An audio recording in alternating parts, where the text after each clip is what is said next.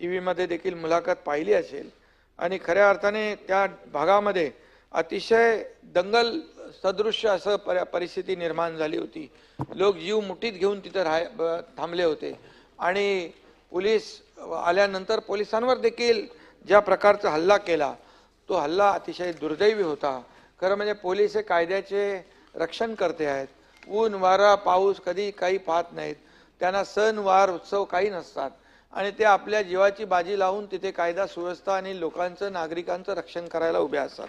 पण पोलिसांवरच जेव्हा सोडा बाटल्या, तलवारी, दगडविटा, पेट्रोल बॉम्ब हे टाकण्याचं जेव्हा धाडस लोक करू लागतात तेव्हा मग या लोकांच्या बाबतीमध्ये देखील हे लोक कोण आहेत, कुणाचे समर्थक आहेत याचा देखील विचार करण्याची आवश्यकता आहे। सभापती महोदय, गेल्या काही दिवसामध्ये आता अंबादास दानवे म्हणाले की काही लोक जे आहेत त्याच्याबद्दल अफवा करतात, पण मला एक सांगायचं आहे, मला एक विचारायचं आहे, हा औरंगजेब लागतो कोण? हा कोणाचा कोण आहे? हा औरंगजेब या महाराष्ट्राचा घास घ्यायला आला। औरंगजेब हा देशावरचा आक्रमक आहे, त्याने लुटारू आहे आणि त्यामुळे तो औरंगजेब हा औरंग्या लुटारू आहे अंबादास। आणि खऱ्या अर्थाने सभापती महोदय तो जेव्हा आला त्यावेळेस हिंदू देवतांची मंदिरं तोडून टाकली। कुणी त्याला म्हणाला खाली कुशल प्रशासक होय। छत्रपती शिवाजी महाराजांची आणि त्याची बरोबरी केली होती। त्यावेळेस खालच्या सभागृहातल्या अबू आझमीला मी बरोबर त्याला उत्तर दिलं।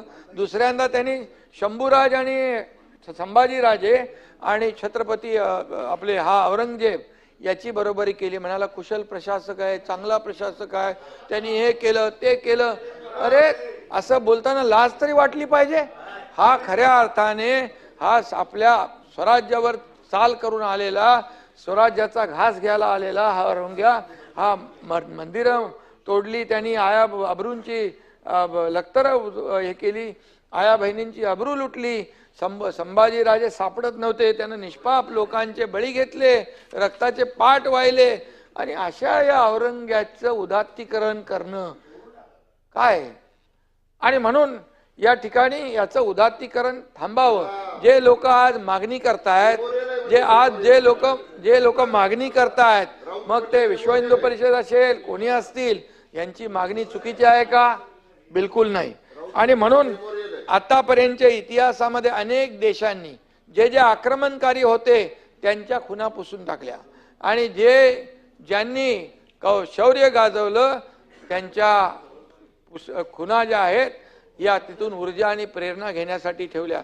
आपल्या ब्रिटिश सरकारच्या काळात इथं बीटीचं स्टेशनचं आपण व्हिक्टोरिया टर्मिनस होतं त्याचं छत्रपती शिवाजी महाराज केलं।